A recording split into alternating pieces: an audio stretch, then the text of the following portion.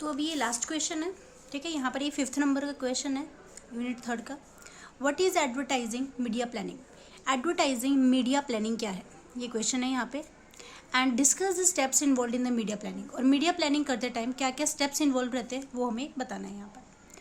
तो media planning सबसे पहले तो पता होना चाहिए मीडिया प्लानिंग किसे बोलते हैं। मीडिया प्लानिंग मतलब मीडिया, सबसे पहले तो मीडिया व्हीकल मतलब क्या, आप कौन से अपना जो एडवर्टाइजमेंट आप प्रिपेयर कर रहे हैं या करवा रहे हैं, तो आप वो किधर यूज़ करने वाले, किधर आप टेलीकास्ट करने वाले, टीवी पे, न्यूज़पेपर में, मैगजीन में या फिर इंटरनेट पर। तो ये हो गए सारे मीडिया व्हीकल। और उसके साथ साथ हम ये देखेंगे, अगर हम टेलीकास्ट टीवी पे कर रहे हैं, विजुअल के साथ कर रहे हैं, हाँ, तो दिखाने के साथ कर रहे हैं, रेडियो पे कर रहे हैं तो फिर सिर्फ ऑडियो होगा। तो अगर आप विजुअल के साथ आप कर रहे हैं टेलीकास्ट, तो आपको कितना टाइम लगेगा, कितना टाइम के लिए आप वो एडवर्टाइजमेंट प्रिपेयर कर रहे हो, हाँ, और किस टाइम पे आप उसे शेड्यूल करेंगे, किस टाइम पे आप उसे लगाएंगे मतलब टीवी पर। तो वो हो गया टाइम का। और अगर आप न्यूज़पेपर में दिखा रहे हो तो आप कितना स्पेस लोगे, तो वो हो जाता है, ये सारा चीज़ें इन्वॉल्व होगी क्या होती है, मीडिया प्लानिंग होती है, ठीक है। तो what is advertising media planning and steps जो इन्वॉल्व है मीडिया प्लानिंग में वो हम डिस्कस करेंगे। तो क्या है मीडिया प्लानिंग? मीडिया प्लानिंग का मतलब समझ में आया होगा। मतलब क्या, पहले तो हम ये डिसाइड करेंगे कि हमें कौन से व्हीकल पे यूज़ करना है, टीवी पे, न्यूज़पेपर में, मैगजीन में या इंटरनेट पर। साथ साथ में हम देखेंगे कि कितने टाइम के लिए हम वो एडवर्टाइजमेंट बना रहे हैं, या फिर अगर न्यूज़पेपर में डाल रहे हो तो कितना स्पेस लेगा आपका वो एडवर्टाइजमेंट। तो ये सारा इन्वॉल्व हो जाता है मीडिया प्लानिंग में, ठीक है। तो हम मीडिया प्लानिंग क्या होती है वो डिटेल में हम सीखेंगे, ये तो मैंने आपको शॉर्ट में बताया। Media planning is a problem solving process. Media planning जो है वो एक प्रॉब्लम सॉल्विंग प्रोसेस है। It demands the biggest portion of the advertisers budget. ये इसके अंदर एडवर्टाइज़र का सबसे ज़्यादा बजट लगता है। मीडिया प्लानिंग करते टाइम हमें एडवर्टाइज़र को सबसे ज़्यादा बजट अपना स्पेंड करना पड़ता है। मतलब आपका जितना भी एडवर्टाइजमेंट का बजट है उसमें से सबसे ज़्यादा परसेंटेज आपको मीडिया प्लानिंग पे यूज़ करना पड़ेगा। क्योंकि क्या है, अगर न्यूज़पेपर में भी आप दे रहे हो वो स्पेस के हिसाब से अमाउंट बताते हैं। आपको जितना ज़्यादा स्पेस लगेगा उतने ज़्यादा आपको कॉस्ट लगेगा। और जितना चाहे ज़्यादा टाइम के लिए आप टीवी पे टेलीकास्ट करोगे तो उतना ज़्यादा टाइम आपको पैसे देने पड़ेंगे। तो ये सबसे ज़्यादा बजट किस में लगता है, मीडिया प्लानिंग में लगता है, ठीक है। Media planning involves taking the following decisions and step. Media planning में हम फॉलोइंग डिसीजंस और स्टेप्स लेते हैं। ये नीचे दिए हुए स्टेप्स लेते हैं या फिर डिसीजन लेते हैं। सबसे पहले हम क्या करते हैं, स्टेप्स क्या है, फर्स्ट ऑफ ऑल हम करते हैं media analysis, market analysis, sorry, market analysis मतलब मार्केट को डिटेल में देखेंगे, ठीक है। मार्केट में हम ये देखेंगे कि हमें किसे एडवर्टाइजमेंट दिखानी है ना, क्यों दिखानी है, कब दिखानी है, कितने टाइम के लिए दिखानी है, ये सारी बातें हम मार्केट एनालिसिस में देखते हैं। एस्टेब्लिशमेंट ऑफ मार्केट ऑब्जेक्टिव, और आपका मार्केट का मीडिया ऑब्जेक्टिव क्या है। मीडिया ऑब्जेक्टिव मतलब आपका एडवर्टाइजमेंट का ऑब्जेक्टिव क्या है, आप क्यों इस चैनल पे दिखाना चाहते हो, है ना। तो मतलब ये सारी चीज़ें हम डिस्कस करेंगे इधर अभी डिटेल में, ये तो जस्ट पॉइंट है। Media strategy and development and implementation, हम मीडिया के लिए स्ट्रेटेजी बनाएंगे, अपना स्ट्रेटेजी डेवलपमेंट करेंगे और उससे फॉलो भी करेंगे, इम्प्लीमेंट भी करेंगे। फोर्थ वन क्या है, media schedule and buying. Media schedule and buying मतलब हम मीडिया का शेड्यूल करेंगे, मतलब किस टाइम पे हमें टीवी पे दिखाना है, न्यूज़पेपर में दिखाना है तो किस दिन दिखाना है ना। तो उस तरीके से हम मीडिया का शेड्यूल करेंगे। इवैल्यूएशन एंड फॉलोअप करेंगे। इवैल्यूएट करना मीन्स मूल्यांकन करना, वैल्यूएट करना, हाँ, कितना हमारा फ़ायदेमंद हुआ और कितना कुछ फ़ायदेमंद हुआ या फिर मतलब कुछ खास नहीं हुआ। These stages are discussed below. तो ये सारे स्टेजेस हम अभी डिटेल में इधर नीचे डिस्कस करेंगे, ठीक है। अब उसके बाद हम एक्सप्लेनेशन देखते हैं, डिटेल में देखते हैं। तो सबसे पहला हमारा आ जाता है मार्केट एनालिसिस। मार्केट एनालिसिस में हम ये मेनली कितने स्टेप्स है, आपको ये 5 स्टेप्स आपको देखने पड़ेंगे मार्केट एनालिसिस करते टाइम, ठीक है। क्या है, market analysis and the target market identification. Market analysis करेंगे आप, market analysis and target market identification क्या है, हम मार्केट को डिटेल में देखेंगे और किस मार्केट में हमें ज़्यादा एडवर्टाइजमेंट करना है, हमारा मेन मोटिव, टारगेट मार्केट कौन सी है हमारी। कोई एक पोर्शन रहता है जिसमें हम अपना टारगेट है कि हमें मेनली इधर प्रोडक्ट बेचना है, तो उधर के लोगों को हमें क्या करना है, इंप्रेस करना है। तो ये टारगेट मार्केट हो गया। हमें सबसे पहले ये आइडेंटिफाई करना है, मतलब पहचानना है कि टारगेट मार्केट आपकी कौन सी है, और उस मार्केट का हम डिटेल में एनालिसिस करेंगे, ठीक है। तो क्या है, the situation analysis stage of the overall media planning process. Media planning process का जो पूरा मीडिया प्लानिंग प्रोसेस है, उस प्रोसेस में जो सिचुएशन एनालिसिस है, तो वही स्टेज है मार्केट एनालिसिस, वही सिचुएशन एनालिसिस है मीडिया प्लानिंग का। Involves a complete review of internal and external factor and the competitive strategies. इसमें हम देखेंगे कि हमारी फर्म में इंटरनल फैक्टर्स क्या क्या है, एक्सटर्नल फैक्टर्स क्या क्या है एंड कॉम्पिटिटिव स्ट्रेटेजीज क्या क्या है, मतलब ओवरऑल हम सारा कुछ देख के चलेंगे। The key questions at this stage are these. अभी हम कुछ क्वेश्चन के आंसर यहाँ पर देखेंगे। हम इस स्टेज पर हम खुद से ही कुछ क्वेश्चन करेंगे, फर्म खुद से ही कुछ क्वेश्चन करेगी जो एडवर्टाइजमेंट तैयार करेगी, ठीक है। तो सबसे पहला क्वेश्चन क्या होगा, to whom shall we advertise. हम किन लोगों को एडवर्टाइजमेंट कर रहे हैं, किन लोगों की तरफ हमारा मेन टारगेट है, means target audience. It is important to identify target market. सबसे पहले तो ये पता करना बहुत ज़रूरी है कि आपकी टारगेट मार्केट क्या है। सबसे पहले तो हम ये आइडेंटिफाई करेंगे कि हमारी टारगेट मार्केट क्या है। It is important to identify the target market. ये बहुत ही ज़रूरी है कि हम टारगेट मार्केट पता करें and to decide which specific group to go after. और कौन से टारगेट मार्केट में भी कोई एक पर्टिकुलर ग्रुप है, एक पर्टिकुलर एरिया है ना, उनके पीछे हमें जाना है। तो ऐसा कौन सा ग्रुप है जिसको आप फोकस कर रहे हो। Index number is considered as a good indicator of the market. अगर आपको टारगेट मार्केट पता करनी है तो उसके लिए ये भी ज़्यादा बेटर रहेगा कि आप ये देखो कि आप एक इंडेक्स नंबर पता कर लो। इंडेक्स नंबर आपको अगर मिल जाएगा तो वो आपके लिए एक फ़ायदेमंद रहेगा, ताकि आप उसको टारगेट मार्केट आपको जल्दी आप आइडेंटिफाई कर पाएंगे। This number is derived from the formula. ये इंडेक्स नंबर जो है वो आपको एक फॉर्मूला से मिल जाएगा। जैसे क्या फॉर्मूला क्या है हमारा, percentage of users in a demographic segment. हमारा जो प्रोडक्ट है जो पहले से ही मार्केट में है ऑलरेडी, नया प्रोडक्ट की बात नहीं हो रही है यहाँ पर, पुराने प्रोडक्ट की बात हो रही है। उसके कितने यूजर्स है, एक एरिया जो एक पर्टिकुलर एरिया को आप फोकस करें उस एरिया में कितने यूजर्स है आपके प्रोडक्ट को यूज़ करने वाले, कितने परसेंटेज यूजर्स है, और divided by percentage of population in the same segment. और उसी एरिया में टोटल पॉपुलेशन कितनी है। मान लो कि उस एरिया में, एग्जांपल बता रही हूँ जस्ट मैं, एग्जांपल में हम समझ लेते हैं कि एक एरिया में नियर बाय 1000 पीपल है, जस्ट कंसिडर इट, एग्जांपल दे रही हूँ। और उसमें से आपका प्रोडक्ट यूज़ करने वाले जस्ट समथिंग 250 है, तो इंटू 100, मतलब इंडेक्स नंबर क्या हो जाएगा, ये परसेंटेज एक्चुअली परसेंटेज है, तो आप इसे समझ सकते हो 25% समझ लो, और ये समझ लो आप, और वहाँ पर कितने लोग हैं, कोई भी 1000 को तो पर 100% मान लेंगे। 100 से 100 कट मतलब कितना आ जाएगा, 25 इंडेक्स नंबर आ जाएगा, ठीक है। मतलब क्या है, कम परसेंटेज है ना यूज़ करने वाले, तो उस हिसाब से हम फोकस करेंगे। हमें उन्हें इंप्रेस करना है, हमारे लिए वो टारगेट है, ताकि वो ज़्यादा से ज़्यादा खरीदने लगे, ठीक है। सेकेंड वन क्या है, what internal and external factors are operating. हम क्या क्या इंटरनल और एक्सटर्नल फैक्टर को ऑपरेट करें, मतलब हमारे फर्म में इंटरनल फैक्टर क्या क्या है जो स्ट्रॉन्ग है, और बाहर के फैक्टर्स जो है वो हमारे ऊपर इफेक्ट डाल रहे हैं। तो ये सारी बातें पहले से ही पता होनी चाहिए। क्या है, इंटरनल फैक्टर्स में involve the size of the market. Internal factor में क्या क्या इन्वॉल्व हो जाएगा, इंटरनल फैक्टर में हम क्या क्या देखेंगे कि हमारी जो मीडिया का साइज़ है वो कितना है, media size of the media budget, हमारा खर्चा कितना हो रहा है, पहले तो वो देखेंगे। मैनेजल कैपेबिलिटी, कितना मैनेजल कैपेबिलिटी है, कितने मैनेजमेंट है हमारी फर्म में। एजेंसी, हाँ एजेंसी या फिर ऑर्गेनाइजेशन, आप कौन सी एजेंसी का सहारा ले रहे हो, हाँ, तो ये सारी बातें हम माइंड में रखेंगे। External factors include the economy. External factor में क्या क्या आ जाता है, इकोनॉमी आ जाती है। मीडिया कॉस्ट, मीडिया का कॉस्ट कितना है, मतलब कोई कोई बहुत ज़्यादा कॉस्ट इन्वॉल्व करता है। जब आप टीवी पे टेलीकास्ट करोगे या फिर कोई एक पर्टिकुलर चैनल पे आप टेलीकास्ट करोगे तो बहुत ज़्यादा कॉस्ट लगता है। टेक्नोलॉजी, टेक्नोलॉजी का कॉस्ट, मीडिया का कॉस्ट, टेक्नोलॉजी कैसी है, हाँ, कंपटीशन कैसा है, कितने लोग कौन सा मीडिया यूज़ कर रहे हैं एंड द लाइक, और भी बहुत सारी इस तरीके से हम एक्सटर्नल फैक्टर्स दिखते हैं। इंटरनल फैक्टर्स में हमारे मीडिया बजट का साइज आ जाता है, मैनेजल कैपेबिलिटीज़ आ जाती है, एजेंसी आ जाती है ना। तो ये सारी चीज़ें हम ध्यान में रखते हैं। आगे थर्ड वन क्या है, वेयर टू एडवर्टाइज। ये हम एडवर्टाइजमेंट कहाँ करेंगे। It is profitable to spend advertisement money where it will be most effective. हम वहाँ पे एडवर्टाइजमेंट मनी खर्च करने के लिए ज़्यादा प्रॉफिटेबल मानेंगे, where it is most effective, जहाँ पर एडवर्टाइजमेंट ज़्यादा फायदेमंद हो, जिस चीज़ को लोग ज़्यादा से ज़्यादा देखते हैं। अब जैसे हम देख सकते हैं कि आजकल लोग इंटरनेट का बहुत ज़्यादा यूज़ कर रहे हैं, सब कुछ ऑनलाइन हो चुका है, तो ऑनलाइन होने की वजह से इवन आप एक गेम भी खेलेंगे तो आपको एडवर्टाइजमेंट दिखेगा। तो ज़्यादा से ज़्यादा अगर हम इंटरनेट का माध्यम यूज़ करेंगे, इंटरनेट का मीडियम यूज़ करेंगे, तो हमारा एडवर्टाइजमेंट ज़्यादा इफेक्टिव होगा, है ना।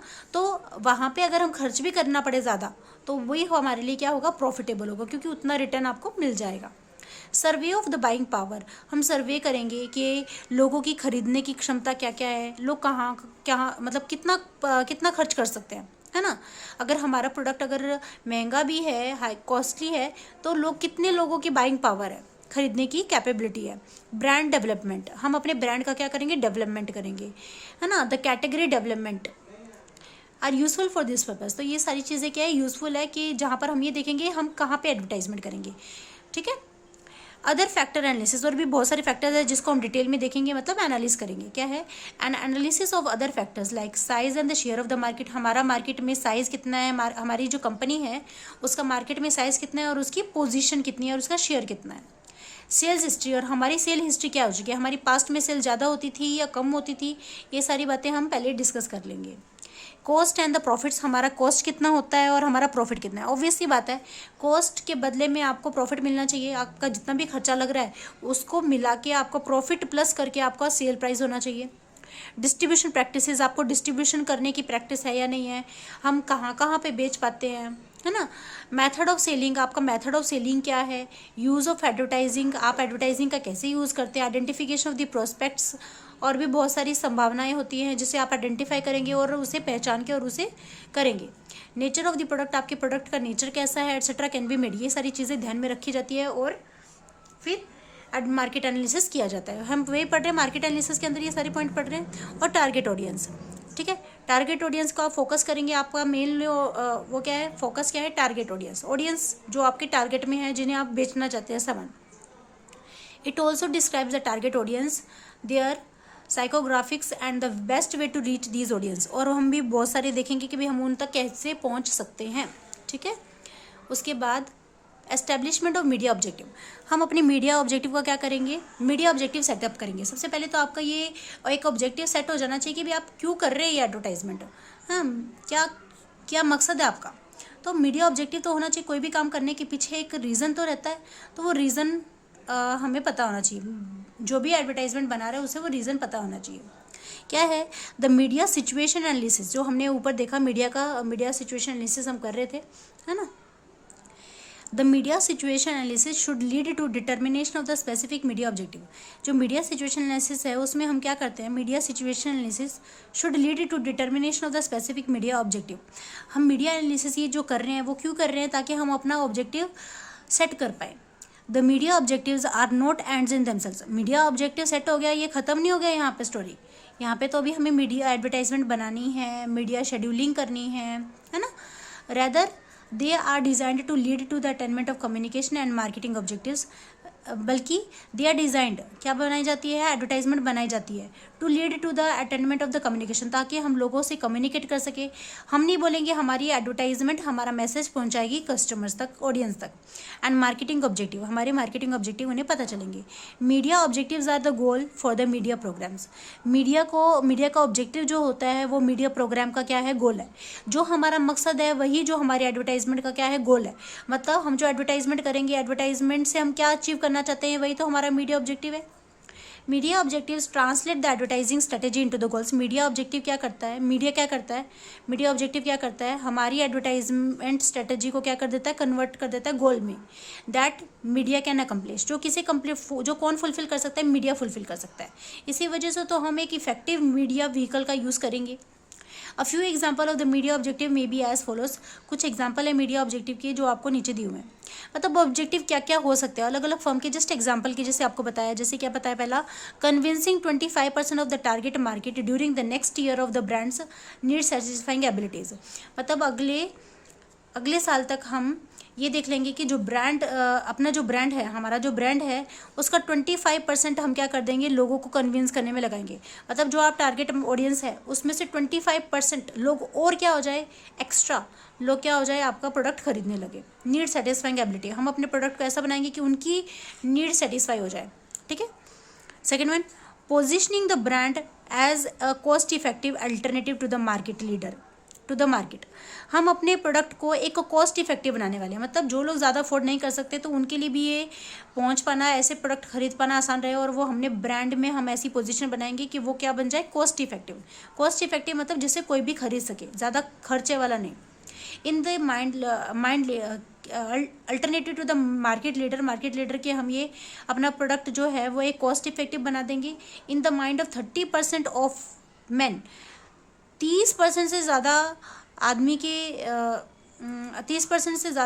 के इधर 18 जिनकी एज क्या रहेगी 18 to 34 के अंदर अंदर रहेगी ड्यूरिंग द नेक्स्ट 2 ईयर। ये हमारा टारगेट है, ये हमारा ऑब्जेक्टिव है कि हमने 2 साल तक हम क्या कर देंगे, अपने प्रोडक्ट को क्या बना देंगे, ब्रांड को क्या बना देंगे, कॉस्ट इफेक्टिव बना देंगे।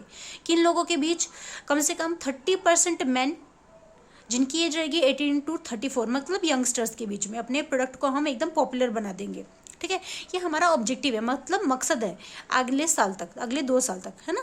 आगे क्या है, increasing brand preference by 8% in the south during the next year. हम अपने ब्रांड को क्या बना देंगे, प्रेफरेंस बना देंगे। प्रेफरेंस मतलब कोई भी मार्केट में अगर निकलेगा तो वो सबसे पहले हमारे ब्रांड का सर्च करेगा। बाय 8%, कम से कम 8% हम बढ़ा देंगे। हाँ, आज जितनी हो रही है उससे 8% हम अपना बढ़ा देंगे, लोग हमारे ब्रांड को प्रेफर करें। किधर, साउथ में, मतलब या फिर किधर भी, अलग अलग। ये तो जस्ट एग्जांपल दे रखे ऑब्जेक्टिव का, कोई साउथ में देखेगा, कोई ईस्ट में देखेगा, कोई नॉर्थ में देखेगा, है ना। तो इस तरीके से अगले साल तक वो अपना ब्रांड का क्या करेगा, 8% बढ़ा देगा, पॉपुलर कर देगा।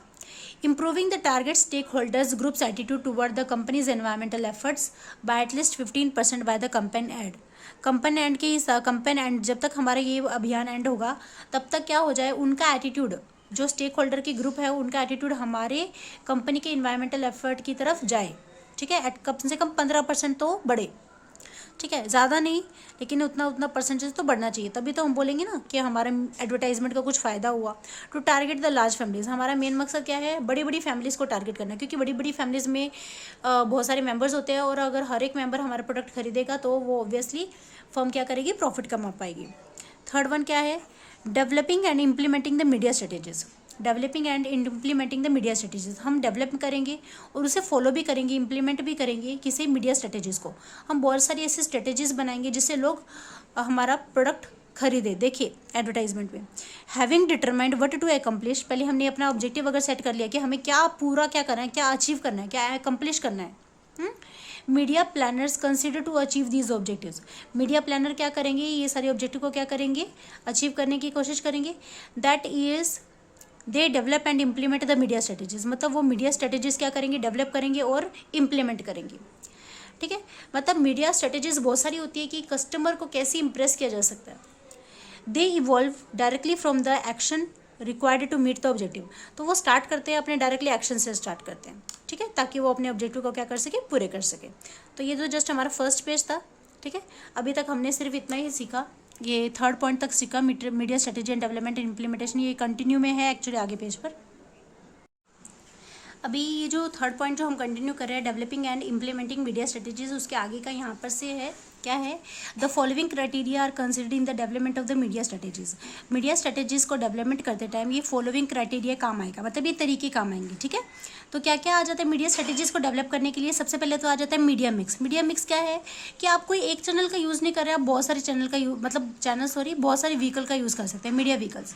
जैसे आप अपने एडवर्टाइजमेंट ज़रूरी नहीं कि आपको एक सिंगल यूज़ करना है, आप टीवी पे ही टेलीकास्ट कर सकते हो, अगर टीवी पे कर रहे हो तो न्यूज़पेपर में नहीं कर सकते, नॉट लाइक दैट। ठीक है, आप अपने एडवर्टाइजमेंट को टीवी पे भी दिखा सकते हैं, न्यूज़पेपर में भी साथ में आ रहा है, मैगजीन में भी आ रहा है एंड ऑनलाइन इंटरनेट पर भी आ रहा है। ठीक है, तो आप बहुत सारे व्हीकल का एक साथ यूज़ कर सकते हैं। सिर्फ आपको अपना बजट तैयार करना पड़ेगा कि आप कितना परसेंटेज किधर कौन से व्हीकल पे खर्च कर सकते हैं। ठीक है, तो a wide variety of media and the media vehicle are available to the advertisers. एक बहुत सारी वैरायटी की मीडिया और मीडिया व्हीकल हमारे एडवर्टाइज़र के पास क्या रहते हैं, अवेलेबल रहते हैं। They can use a number of alternative, वो बहुत सारे अल्टरनेटिव क्या कर सकते हैं, यूज़ कर सकते हैं, मतलब मीडिया मिक्स कर सकते हैं। By employing a media mix, बहुत सारे मीडिया व्हीकल एक साथ यूज़ करने के बाद advertisers can add more versatility to their media strategies. Advertiser जो एडवर्टाइजमेंट करवा रहा है या कर रहा है वो क्या कर सकता है, बहुत सारी वर्सेटैलिटी लेकर आ सकता है। वर्सेटैलिटी मीन्स अलगपन लेकर आ सकता है, मतलब आप जो विजुअलाइज कर रहे हैं, जो आप एक ऐड के जैसे टीवी पे जो दिखा रहे हैं या फिर ऑनलाइन जो आप विजुअल के साथ दिखा रहे हैं, तो उसमें थोड़ा आप अलग बता सकते हैं। लिखने के टाइम पे तो आप कुछ अलग बता सकते हैं, है ना, तो आप वर्सेटैलिटी ला सकते हो अपनी इसमें। फिर आ जाता है टारगेट मार्केट कवरेज। आपका एक मेन ऑब्जेक्टिव क्या है कि आपको टारगेट मार्केट को क्या करना है, फुल ऑन कवर करना है ना। तो क्या है, the media planner decides, media planner क्या डिसाइड करेगा, which target market should receive the most media emphasis and attention. जिस मार्केट पर आपका फोकस है तो वो मार्केट कौन सा व्हीकल ज़्यादा यूज़ करती है, न्यूज़पेपर आते हैं वहाँ पर या फिर वो लोग टीवी ज़्यादा देखते हैं, या फिर वो लोग ऑनलाइन इंटरनेट यूज़ करते हैं। तो इस तरीके से आप वहाँ पर पता कर सकते हैं और फिर उस व्हीकल का क्या कर सकते हो, आप यूज़ कर सकते हो ज़्यादा से ज़्यादा। The aim is to media coverage to the maximum members of the target audience. आपका मकसद क्या है कि आपको पूरे मीडिया आपके जो मीडिया कवरेज का मकसद क्या है कि आपको coverage to maximum member of the target audience, आपकी जो टारगेट ऑडियंस में आप उसको ज़्यादा से ज़्यादा मेंबर का क्या करोगे, कवर करोगे, मतलब हर तक वो एडवर्टाइजमेंट पहुंचना चाहिए। थर्ड वन क्या है, ज्योग्राफी कवरेज। ज्योग्राफी कवरेज मतलब उस एरिया के सारे लोगों तक आपका पहुंच जाना चाहिए आपको। It would be profitable to advertise the product in the area where the possibility of the demand is the highest. तो उस जगह पर एडवर्टाइजमेंट करना ज़्यादा फायदेमंद होगा जहाँ पर उस प्रोडक्ट का क्या है, डिमांड ज़्यादा है, ठीक है। It would be profitable to advertise the product in the area where the possibility of the demand is the highest. तो पहले आपको डिमांड बढ़ानी है, फिर जिस एरिया में डिमांड होगी उस टाइम उस जगह पर बेचना आपके लिए ज़्यादा फायदेमंद रहेगा, right. Creative mix. Creative mix क्या है, to achieve the above objective. ये सारे ऊपर के जो ऑब्जेक्टिव है वो अचीव करने के लिए कंपनीज डिवाइस एडवर्टाइजिंग, कंपनी क्या करती है, एडवर्टाइजिंग बनाती है that employ the element of the creative mix. जिनको किसकी ज़रूरत पड़ती है, एलिमेंट की जरूरत पड़ती है, कुछ क्रिएटिव होना चाहिए।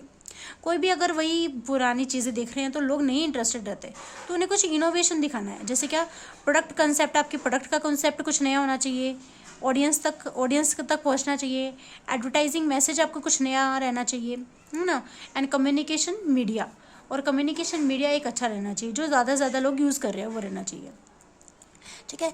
अभी फिफ्थ वन आ जाता है हमारा मीडिया शेड्यूलिंग। मीडिया शेड्यूलिंग क्या है, मतलब आपको किस शेड्यूल पे, किस टाइम पे आपको अपना ऐड दिखाना है। जैसे क्या 9 बजे दिखाना है, 8 बजे दिखाना है, कितने बजे आप अपना दिखाना चाहते हो ऐड, तो वो आ जाता है मीडिया शेड्यूलिंग में, ठीक है। देखो जैसे क्या दिया, media planner tries to schedule the media particular media vehicle. Media planner क्या करता है, कोशिश करता है to schedule the particular media vehicle. कोई एक particular media vehicle media vehicle पे क्या कर सके, वो अपना टाइम शेड्यूल करने की कोशिश करता है। मतलब मुझे किस शेड्यूल पे क्या आना है टीवी पर, या फिर कैसा भी। He decides how much space और time unit to buy of each vehicle. मतलब एक टीवी पे अगर आ रहे हो तो कितना आपको टाइम लगेगा, कितना टाइम तक आपकी वीडियो चलेगी, और किस किस टाइम पे चलेगी। न्यूज़पेपर में आ रही है तो कितना स्पेस लगेगा, और कब कब आपका वो एडवर्टाइजमेंट आना चाहिए। And schedules them for release over a period of time, और किस टाइम पे आप अपना रिलीज़ करोगे। When consumers are most of to buy the product, और कंज्यूमर वो खरीदने के लिए क्या हो जाए, खरीदने के लिए जाएं, मजबूर हो जाएं खरीदने के लिए, मतलब उनको इतना पसंद आ जाए एडवर्टाइजमेंट देखने के लिए। एडवर्टाइजमेंट दिखाने का मेन मकसद क्या है, वो लोग देखें उसे, है ना। तो आप वही टाइम यूज़ करेंगे जिस टाइम पे लोग ज़्यादा से ज़्यादा टीवी देखते हैं, है ना। In other words, once advertisers have selected the media, सबसे पहले तो एडवर्टाइजर क्या सिलेक्ट करेगा, मीडिया सिलेक्ट करेगा, है ना, that beat match their advertising objective, ताकि वो उनके एडवर्टाइजमेंट, ऐसा मीडिया, ऐसा व्हीकल हम यूज़ करेंगे जो उनके मीडिया ऑब्जेक्टिव को क्या कर सके, एडवर्टाइजिंग ऑब्जेक्टिव को क्या कर सके, पूरा कर सके, बजट के हिसाब से हो हमारा।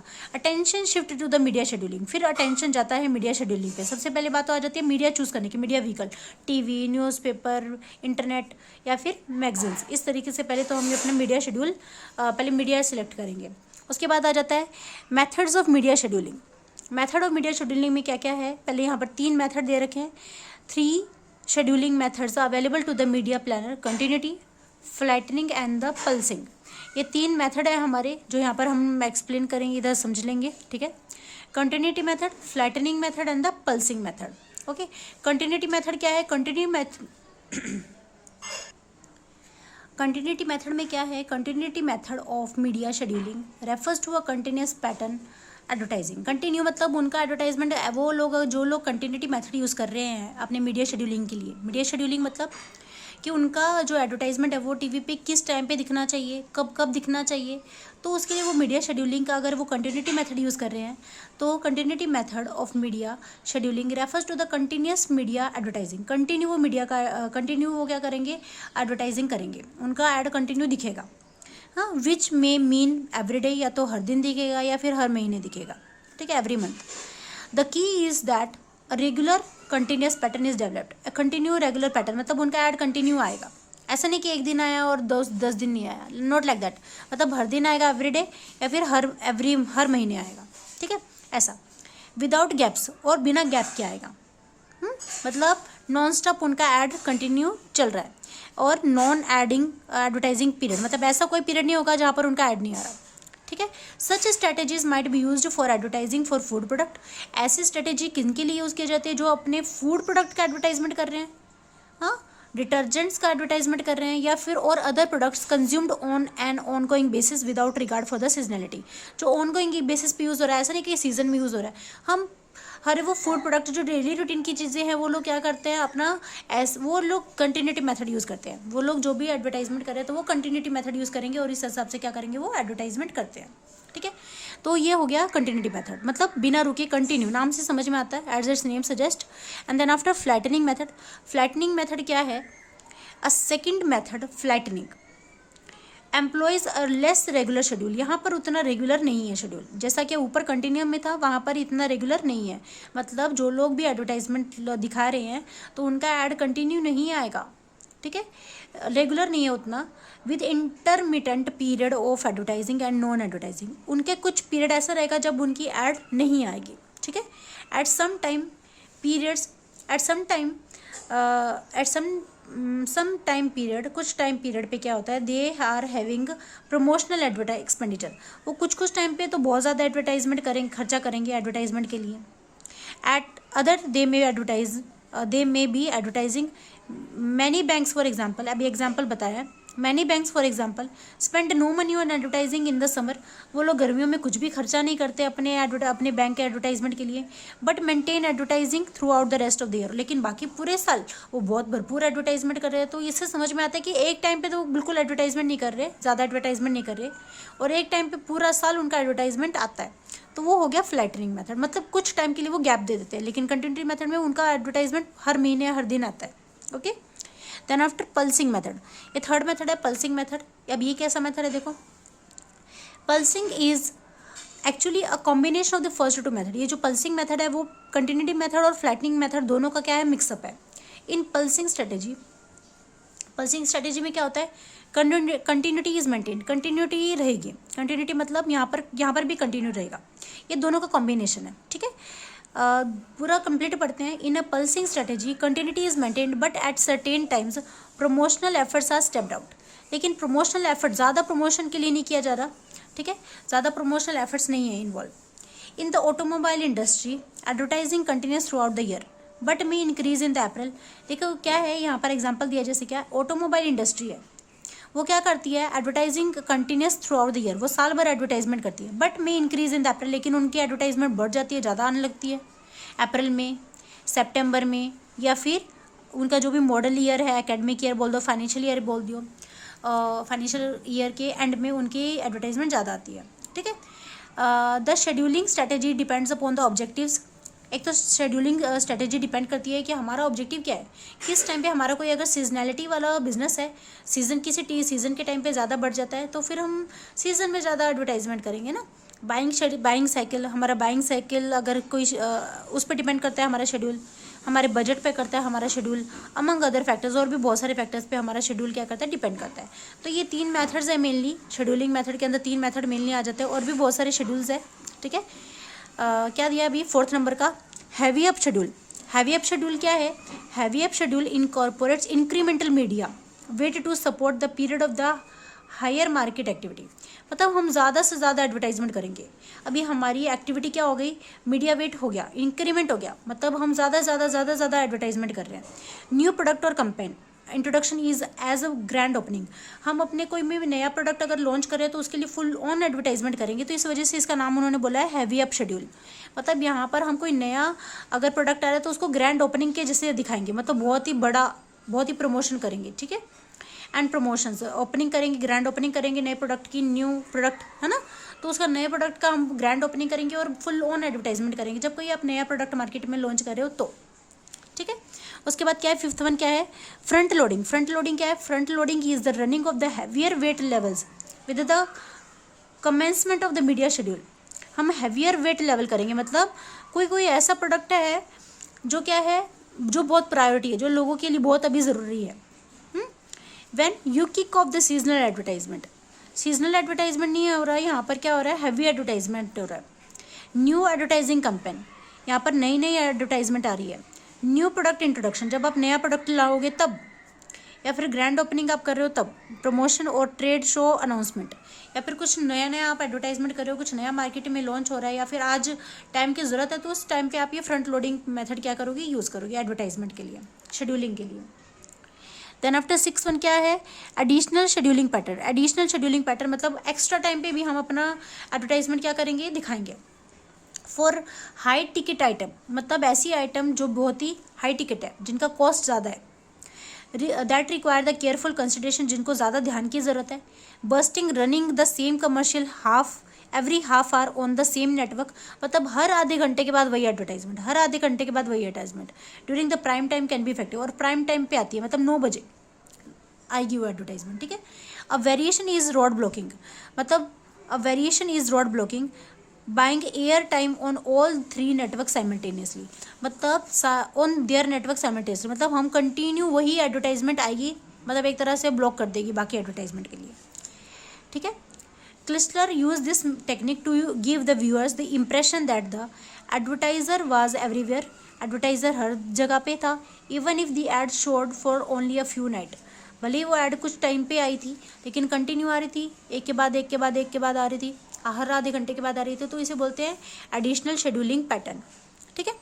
उसके बाद क्या दिया आपको, reach versus frequency. Reach versus frequency क्या है, the term reach refers to the, अब रीच मतलब लोगों तक पहुंचना, और फ्रीक्वेंसी मतलब, अब जैसे क्या मैं आपको बता सकती हूँ कि रीच मतलब क्या, कि आपके मान लो 100 लोगों तक आपको पहुंचना, आपके पास 1000 लोग हैं तो 1000 लोगों को कम से कम एक एक बार तो एडवर्टाइजमेंट दिखे। और फ्रीक्वेंसी मतलब क्या, बार बार दिखे। अगर आपकी इधर 10 लोग हैं तो 10 लोगों ने वो एडवर्टाइजमेंट 10-10 बार देखा, तो ये हो गया फ्रीक्वेंसी। फ्रीक्वेंसी मतलब बार बार दिखना, और रीच मतलब एक बार तो भी कम से कम पहुंचना, ठीक है। क्या दिया है, the term reach refers to the total number of different people or हाउस होल्ड exposed at least once to a medium during a given period of time, usually 4 weeks, मतलब आप जितने भी इलाके में लोग हैं उनके पास कम से कम एक एक बार तो वो एडवर्टाइजमेंट पहुंचा, देखा उन लोगों ने। Since advertisers have a variety of objectives and face budget constraints, अलग अलग लोगों का अलग अलग ऑब्जेक्टिव है। कुछ लोग रीच मतलब लोगों तक पहुंचना चाहिए, और कुछ लोग फ्रीक्वेंसी मतलब बार बार पहुंचना चाहिए। तो ये अपना अपना एडवर्टाइजमेंट पे डिपेंड करता है, अपने अपने ऑब्जेक्टिव पे डिपेंड करता है। They usually use trade off reach and frequency, वो रीच वर्सेस फ्रीक्वेंसी का यूज़ करते हैं। They must decide whether to have the message be seen और heard by more people or by fewer people more often, मतलब क्या है, ये main line है इसमें क्या है, या तो वो मैसेज एक एक लोगों ने देखना चाहिए, ज़्यादा से ज़्यादा लोगों ने देखना चाहिए, या फिर कुछ लोग देखें लेकिन ज़्यादा टाइम के लिए देखें, समझ लो। तो वो हो गया रीच। रीच मतलब मान लो 1000 लोग हैं तो वो कम से कम एक एक बार तो देखे, वन टाइम तो भी उनके पास एडवर्टाइजमेंट पहुंचना चाहिए। और फ्रीक्वेंसी ये तो हो गया रीच। और फ्रीक्वेंसी क्या हो गया कि अगर आपके टारगेट ऑडियंस मान लो 1000 है, लेकिन उसमें से 10 लोगों ने भी देखा तो वो 10-10 बार देखना चाहिए, 10-10 टाइम्स। तो ये हो जाएगा फ्रीक्वेंसी, मतलब बार बार दिखना चाहिए, ठीक है। तो वो अपने अपने ऑब्जेक्टिव पे डिपेंड करता है कि कुछ लोग रीच का मेथड यूज़ करेंगे और कुछ लोग फ्रीक्वेंसी का यूज़ करेंगे, ओके। क्या है, reach is the number of people covered. Reach मतलब क्या, कितने लोग कवर हुए। Whereas frequency is the number of times one is expose to the media vehicle. Frequency मतलब कि भाई कितने बार लोगों तक वो पहुंचा, कितनी बार पहुंचा। रीच मतलब पहुंचना, फ्रीक्वेंसी मतलब बार बार पहुंचना, ठीक है। आगे 7 नंबर का क्या है, creative aspects and mood. Creative aspect रहना चाहिए और मूड रहना चाहिए, मतलब ऐसा एडवर्टाइजमेंट बनाना चाहिए कि लोगों के लिए वो एडवर्टाइजमेंट का वेट करें, ठीक है। तो क्या है, the context of the medium in which ad is placed may also affect the viewers perceptions. लोगों परसेप्शन मतलब लोगों का नज़रिया, हाँ, लोगों का नज़रिया तब भी इफेक्ट होता है कि आप उसे किस मीडियम पे ला रहे हैं। अगर आप ऐसे न्यूज़पेपर पे ला रहे हैं जो लोग न्यूज़पेपर यूज़ ही नहीं करते, या फिर वो लोग ज़्यादा इफेक्टिवली पढ़ते नहीं हैं, तो फिर क्या हो जाएगा, उनका उतना मूड नहीं रहेगा।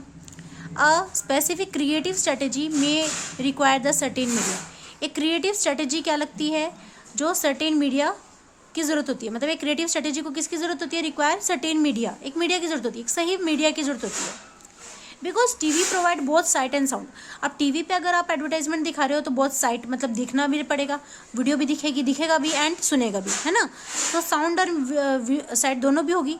It may be effective in generating the emotions than the other media. तो न्यूज़पेपर के कंपैरिजन में टीवी ज़्यादा बेटर रहेगा, क्योंकि न्यूज़पेपर में जस्ट आप पढ़ सकते हैं, है ना। मतलब चलता फिरता वीडियो नहीं दिखा सकते, आप जस्ट लिख सकते हो, लेकिन टीवी पे आप दिखाई भी दे रहे हो, सुनाई भी दे रहे हो, है ना, सब कुछ हो रहा है वहाँ पे। तो एक इमोशंस के जैसे आप दिखा सकते हो, वहाँ पर एक पिक्चर के जैसे आप दिखा सकते हो, शॉर्ट पिक्चर के जैसे। मैगजीन्स में create different perceptions from the newspaper. अब मैगजीन कुछ पढ़ने वाले जो लोग हैं, जो मेनली मैगजीन्स का यूज़ करते हैं, तो उनका नज़रिया अलग रहेगा न्यूज़पेपर के कंपैरिजन में। In developing a media strategy develop करते time marketer must consider both creativity and the mood factors. तो मार्केटर ने क्या करना चाहिए, क्रिएटिविटी फैक्टर और मूड फैक्टर दोनों को भी ध्यान में रखना चाहिए, ठीक है ना, कि हमें कौन सा मीडिया ज़्यादा बेनिफिशियल होगा। 8th वन क्या है, फ्लैक्सिबिलिटी। मीडिया शेड्यूलिंग करते टाइम, मीडिया सेलेक्ट करते टाइम हमें फ्लैक्सिबिलिटी देखना पड़ेगा। फ्लैक्सिबल मीन्स कौन कितना, मतलब अपनी सिचुएशन के अकॉर्डिंगली हम क्या कर सकते हैं, उसे ढाल पाते हैं, फ्लैक्सिबिलिटी, लचीलापन। An effective media strategy require a degree of flexibility. एक अच्छी मीडिया स्ट्रेटेजी को, एन इफेक्टिव, एक अच्छी मीडिया स्ट्रेटेजी को क्या ज़रूरत होती है, requires a degree of flexibility, एक फ्लैक्सिबिलिटी की ज़रूरत होती है। Because of the rapidly changing marketing environment strategies में नीड टू बी मॉडिफाइड। क्या होता है, अब मार्केट में कुछ भी चेंज हो जाता है, कभी भी एनी टाइम चेंज हो जाता है ना। तो मॉडिफाई, हम भी अपनी क्या कर सके, अपने प्लान को मॉडिफाई कर सके, अपनी स्ट्रेटेजी को मॉडिफाई कर सके, तो वो होती है फ्लैक्सिबिलिटी।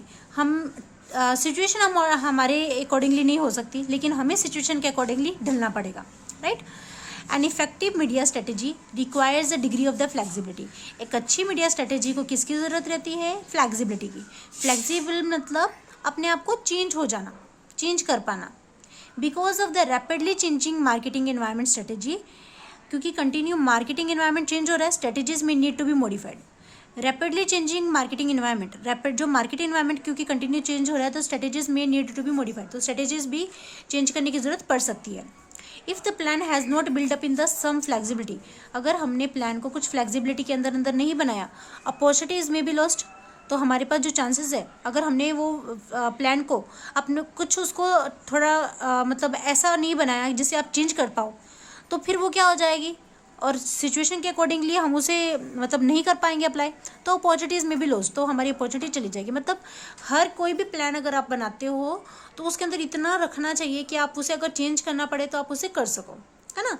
और the company may not be able to address the new threats, या फिर कंपनी को क्या फेस करना पड़ेगा, और कंपनी कोई भी बाहर की कोई भी एनवायरनमेंट से कंपनी को नुकसान ना हो, कोई थ्रेट ना हो कंपनी को, तो इस तरीके से हमें फ्लेक्सिबिलिटी लानी पड़ेगी। Then after budget consideration is the main point. Budget तो बहुत ज़रूरी है, फाइनेंस तो बहुत ज़रूरी है कि आपके पास उतना बजट है क्या किसी भी काम को करने के लिए। One of the more important decision in the development of the media strategy is cost estimating. सबसे पहले कोई भी डिसीजन मीडिया स्ट्रेटेजी डिसाइड करते टाइम, मीडिया स्ट्रेटेजी का डेवलपमेंट करते टाइम सबसे इंपॉर्टेंट डिसीजन आ जाता है कॉस्ट एस्टिमेटिंग। सबसे पहले आप हर चीज़ का कॉस्ट पता कर लो।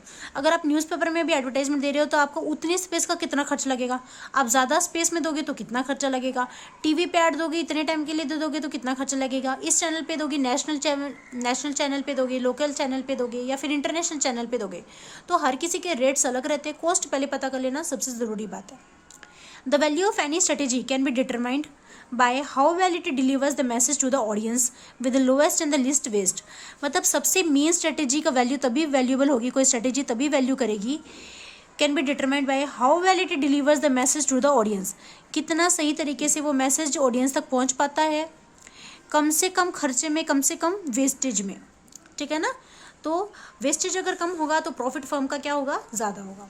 Then after competitive media assessment. Competitive media assessment क्या है, मतलब कंपटीशन में रहना, हमारे कॉम्पिटिटर के साथ हमारा क्या चल रहा है, कंपटीशन चल रहा है, तो उनके साथ कंपटीशन में हम रह पा रहे कि नहीं रह पा रहे, उस हिसाब से हमें मीडिया असेसमेंट करना पड़ेगा। Keeping an I on competition is always useful. हमेशा कंपटीशन को ध्यान में रख के कोई भी काम करना ज़्यादा फायदेमंद रहेगा। मतलब कॉम्पिटिटर्स को कभी भी कम नहीं समझना चाहिए। While media planners don't base an overall media plan on how much or where competitors are spending their money। क्या है, media planner don't base an overall media plan on how much or where competitors are spending their money। Media planner जो है वो अपना plan इस basis पे नहीं बनाते कि उनका कंपटीटर क्या कर रहा है और कितना कर रहा है, कितना खर्च कर रहा है। A competitive media assessment can provide a useful perspective. A competitive media assessment can provide a useful perspective. एक कॉम्पिटिटिव मीडिया असेसमेंट अगर हम कॉम्पिटिटिव की नज़रिए से देखेंगे तो हमें एक अच्छा नज़रिया दिखेगा लोगों का, जो हमारे एडवर्टाइजमेंट के लिए फ़ायदेमंद रहेगा, हमारे फर्म के लिए एडवर्टाइज फ़ायदेमंद रहेगा। Advertisers always consider what competitors are doing. Advertiser हमेशा ये ध्यान में रखता है कि उसका कंपिटिटर क्या कर रहा है, particularly those that have the larger advertising budget. Mainly वो वाला कंपिटिटर जिनके पास बहुत सारा बजट है, बहुत सारा फाइनेंस है, बहुत सारा पैसा है। दिस अफेक्ट द मीडिया, इससे मीडिया इफेक्ट होगा, मैकेनिक्स इफेक्ट होंगे and methodology element of the media mix. और हम कौन सा मीडिया मिक्स यूज़ कर रहे हैं, किस किस पे कितना कितना परसेंटेज खर्च कर रहे हैं, ये हमें समझ में आएगा एक कॉम्पिटिटर को देख के। Okay, then after fourth point क्या है हमारा, ये फोर्थ पॉइंट जहाँ पर हम ये देख रहे थे हमारे स्टार्टिंग से जो पॉइंट्स थे उसमें ये देखो हमने यहाँ तक ये जो था शेड्यूलिंग का तो बहुत डिटेल में देखा। अभी क्या है फोर्थ पॉइंट क्या है, media scheduling and buying. Media scheduling and buying में क्या आ जाता है, ये देखो media scheduling and buying. The task of media scheduling has already been discussed in the previous step. अभी तक हमने मीडिया शेड्यूलिंग ही पढ़ा, यहाँ 10 पॉइंट तक हमने क्या पढ़ा, मीडिया शेड्यूलिंग ही पढ़ा। कहाँ से लेकर कहाँ तक, ये देखो यहाँ से लेकर ये 5th पॉइंट से लेकर तो यहाँ तक हमने क्या पढ़ा, मीडिया शेड्यूलिंग पढ़ा। ठीक है, ये था हमारा इधर का 3rd पॉइंट था। अभी क्या आ रहा है 4th point, media scheduling and buying. Media scheduling तो आप पढ़ चुके हो, अभी आगे का media scheduling and buying. The task of media scheduling has already been discussed in the previous step. Media scheduling का स्टेप तो हम पूरा डिटेल में पढ़ चुके है ना, उनके मेथड पढ़ चुके और किस किस टाइप के शेड्यूल्स रहते हैं सारा पढ़ चुके। Media scheduling and buying are activities that take place throughout the planning effort. Media scheduling या फिर बाइंग वो सारी एक्टिविटीज़ है जो कब होती है, मीडिया प्लानिंग एफर्ट के टाइम पे होती है। Media scheduling focuses on the several issue. Media scheduling बहुत सारी चीज़ों पे क्या करती है, बहुत सारी इश्यूज़ पे क्या करती है, फोकस करती है। कौन से इश्यूज़ पे, related to the timing and impact, किस टाइम पे करना और उससे क्या असर होगा। All aspects of timing and the strategy set for reach. All aspects of timing, timing के सारे एस्पेक्ट्स हम ध्यान में रखेंगे, किस टाइम पे करें तो क्या इफेक्ट होगा, किस टाइम पे करें तो क्या इफेक्ट होगा, मतलब आप किस टाइम पे आप अपना एडवर्टाइजमेंट टीवी पे दिखाओगे तो क्या इफेक्ट होगा, है ना। All aspects of timing and the strategies set for reach. Frequency, आपकी स्ट्रेटेजी क्या है, रीच तक लोगों तक पहुंचने चाहिए या फिर बार बार पहुंचने चाहिए। And the competitive media assessment, आपने कॉम्पिटिटिव मीडिया असेसमेंट भी कर लिया कि कॉम्पिटिटर क्या कर रहा है। आर इवेल्युएटेड टू गो, मतलब क्या, to find out the impact of the entire schedule delivers in each time frame, मतलब उससे क्या इफेक्ट होगा, क्या करने से क्या इफेक्ट होगा। Seasonal buying tendency in the target segment also have a major impact in scheduling, मतलब कुछ लोग कुछ चीज़ें सीजनल होती है तो उनका भी वो सीजनल एडवर्टाइजमेंट करना पड़ेगा, है ना, उससे भी बहुत इफेक्ट होगा। Scheduling media more heavily, scheduling media more heavily when consumers show buying tendency is referred as the heavy up scheduling. Media scheduling क्या है, media scheduling more heavily when consumers show buying tendency is referred to as the heavy up scheduling. तो heavy up scheduling जो था हमारा, मतलब ज़्यादा खरीदना चाहती है तो वो क्या आ गया हमारा heavy up scheduling। यहाँ पर था हमारा heavy up scheduling, ये देखो heavy up schedules है ना। ठीक है, कोई नया भी प्रोडक्ट मार्केट में लॉन्च आ रहा है तो उसका हम बहुत सारा एडवर्टाइजमेंट करेंगे उस टाइम पे, तो वो हो जाता है heavy up scheduling. Then after fifth one क्या है, इवैल्यूएशन एंड द फॉलोअप। अब इवैल्यूएट करना मतलब हम अभी तक ये देखेंगे कि हमने जो भी तक किया उसका क्या फ़ायदा हुआ, उसका मूल्यांकन करेंगे, जजमेंट करेंगे। हाँ, all plans require some evaluation to assess their performance. सारे प्लान को हम एक प्लान बनाने के बाद उस प्लान को वापस से देखेंगे क्योंकि हम उसे इवैल्यूएट कर रहे हैं कि हमारी परफॉर्मेंस इस हिसाब से कैसी होगी। अगर ये प्लान एक्चुअली में फॉलो हुआ तो हमारी परफॉर्मेंस कैसी होगी। The media plan is no exception. Media plan कोई अलग नहीं है, हर प्लान के लिए हम असेस करेंगे तो मीडिया प्लान का भी हम असेस करेंगे, मतलब इवैल्यूएट करेंगे, है ना। आफ्टर इम्प्लीमेंटिंग द स्ट्रेटेजीज, हमने जो स्ट्रेटेजीज प्लान किए वो स्ट्रेटेजीज फॉलो करने के बाद, इम्प्लीमेंट करने के बाद marketers need to know whether or not they were successful. वो लोग मार्केटर ये पता करेगा कि वो सक्सेसफुल होंगे या नहीं होंगे। Measure of effectiveness must consider 2 factor.